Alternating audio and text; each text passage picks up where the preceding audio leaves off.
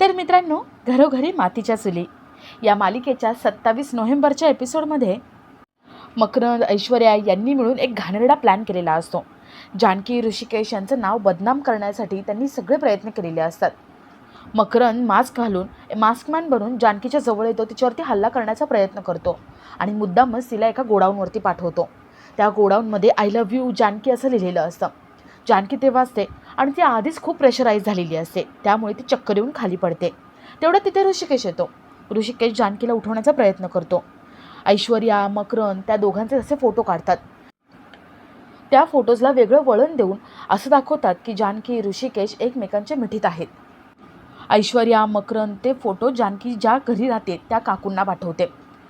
जानकी जेव्हा घरी येते त्यावेळेस काकू तिची बॅग भरून रेडी असतात.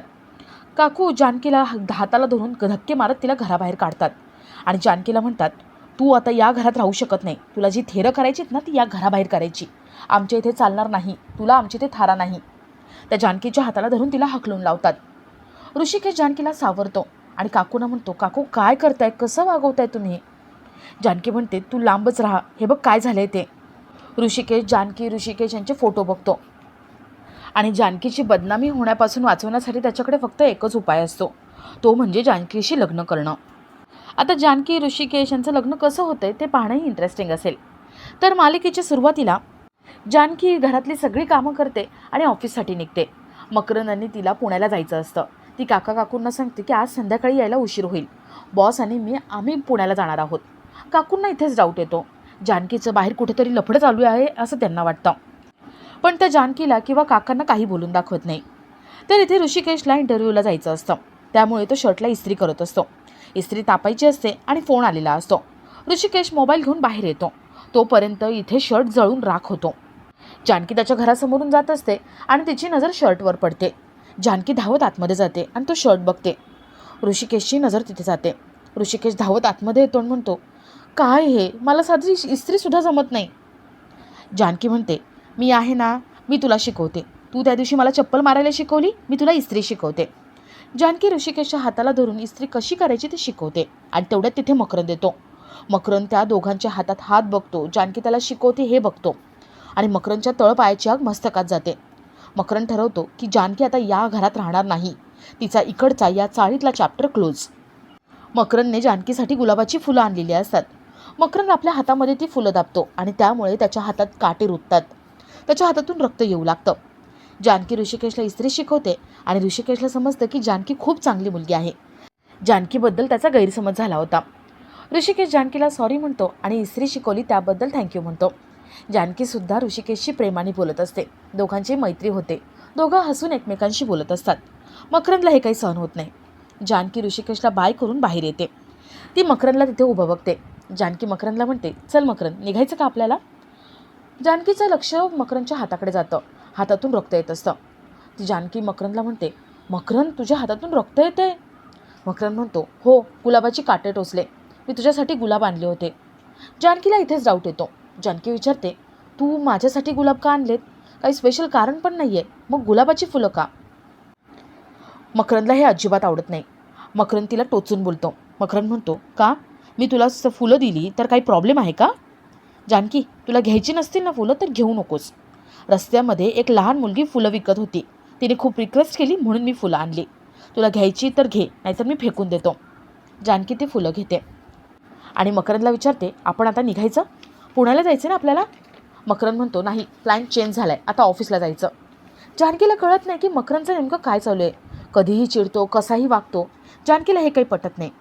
थोड्या वेळाने जानकी, मकरंद ऑफिसमध्ये येतात. जानकी मकरंदला विचारत असते की काय झाले, तू असं का वागतोयस, पुण्याला जायला का नाही म्हणालायस? मकरंद विषय टाळतो आणि तो एका बिल्डरचं नाव घेऊन जानकीला म्हणतो, जानकी, या बिल्डरचं आपण एक काम केलं होतं, इव्हेंट केला होता, खूप मोठा इव्हेंट होता. त्यांनी मला ऑफर केले की पैसे घ्या, नाहीतर त्या बदल्यात एक फ्लॅट घ्या. जानकी विचारते, मग काय घेतलंयस तू? मकरंद म्हणतो, एक फ्लॅट घेतलाय आणि तो फ्लॅट आता तुझा. जानकी विचारते, का? काय गरज आहे या सगळ्याची? मला काही गरज नाही आहे. मकरंद जे काही वागतोय ते जानकीला अजिबात पटत नाही.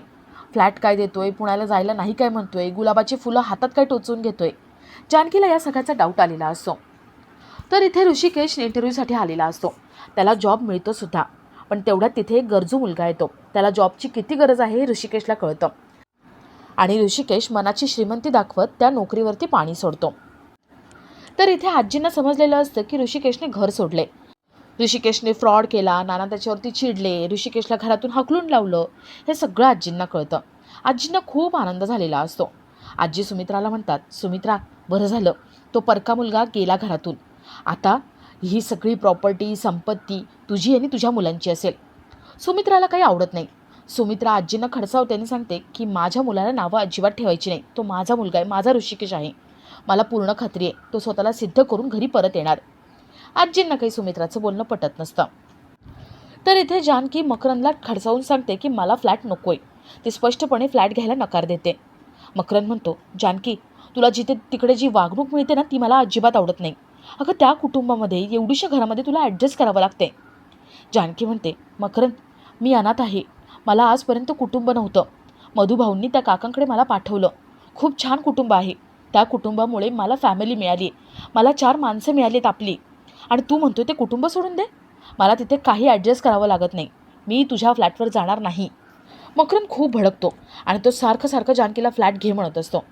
जानकी म्हणते, मकरंद, हे काय चालू आहे सगळं? फ्लॅट घे म्हणून तू प्रेशराईज का करतोयस मला? मकरंद म्हणतो, हे बघ, माझा कुठलाही स्टाफ असा मेंटल प्रेशर खाली असलेला मला अजिबात चालणार नाही आहे आणि त्यामुळे मी माझ्या स्टाफला एक फ्लॅट ऑफर करतोय. जानकी म्हणते, हो का? मग आजपर्यंत कोणालाच ऑफर नाही केला आहेस तू? मकरंद म्हणतो, पहिली सुरुवात ही तुझ्यापासून आहे म्हणून मी तुला फ्लॅट देतोय. जानकी, हा फ्लॅट घे. जानकी म्हणते, मकरंद, मी तुला सांगते, मला नको आहे हा फ्लॅट. मला प्रेशराईज झाल्यासारखं होतंय, मला नाही पाहिजे.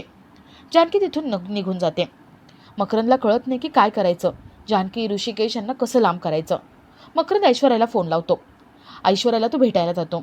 मकरंद ऐश्वर्याला सगळी सिच्युएशन सांगतो. ऐश्वर्या ठरवते की आपण सयाजीची मदत घ्यायची आणि त्या दोघांना वेगळं करायचं. मकरंद म्हणतो, नाही, याच्यावरती मला काहीतरी सोल्युशन पाहिजे. असं काहीतरी की ज्यामुळे तो मुलगा माझ्या गर्लफ्रेंडजवळ येणार नाही. ऐश्वर्या एक विचार करते आणि तिला आयडिया सुचते. ऐश्वर्या मकरंदला आयडिया सांगते. मकरंदला आयडिया पटते. त्या दोघं ठरवतात की आता हेच करायचं. तर इथे ऋषिकेश घरी येतो आणि सारंग त्याला भेटायला येतो. घरची परिस्थिती तो सगळी ऋषिकेशला सांगतो. आई नानांचं भांडण, आई नानांशी बोलत नाही आहे, घरामध्ये टेन्शनचं वातावरण आहे याबद्दल सांगतो. आणि तेवढ्यात ऋषिकेशला एका कंपनीतून फोन येतो. एका गोडाऊनवरती बोलवलेलं असतं. ऋषिकेश कामाच्या शोधात गोडाऊनवरती निघून जातो आणि आपला आजचा हा भाग इथेच संपतो. तर मालिकेच्या 27 नोव्हेंबरच्या एपिसोडमध्ये जानकी घरी जात असते आणि मास्कमॅन म्हणजेच मकरंद तिचा पाठलाग करतो. तिला चाकू दाखवतो. जानकी तिथून पळ काढते आणि एका गोडाऊनवरती येते. ऋषिकेशही तिथेच असतो. तिथे आय लव्ह यू जानकी असं लिहिलेलं असतं.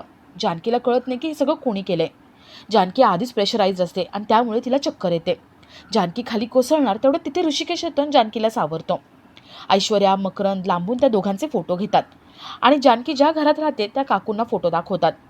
त्या काकू जानकी आल्यावरती जानकीची बॅग फेकून देतात. जानकीच्या हाताला धरून तिला फरफटत बाहेर काढतात. जानकीला त्या काकू म्हणतात, ही थेरं इथे चालणार नाहीत. तुला असली चाळे करायचे असेल तर घराबाहेर, आमच्या इथे तुला थारा नाही. त्या जानकीच्या हाताला धरून तिला ढकलून देतात. ऋषिकेश म्हणतो, हे काय करताय तुम्ही? जानकी म्हणते, तू काही बोलू नको, हे सगळं तुझ्यामुळे झाले. ऋषिकेश ते फोटो बघतो आणि त्याच्यासमोर एकच ऑप्शन असतो की जानकीशी लग्न करणं.